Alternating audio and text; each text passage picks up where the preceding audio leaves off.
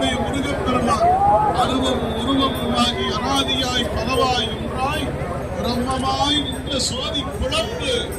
எங்கேயோ கைலாய மலையில் தெரிந்த பிளம்பு நம் கண்முன்னே தெரிந்து கொண்டிருக்கிறது.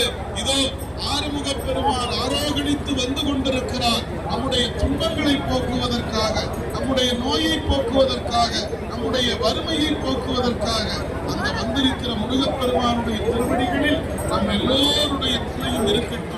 முருகா முருகா என்று எல்லோரும் சொல்லுங்கள். முருகா முருகா முருகா முருகா உருவாய் அருவாய் உலதாய் இலதாய் மறுவாய் மலராய் மணியாய் ஒளியாய் கருவாய் உயிராய் நதியாய் விதியாய் உருவாய்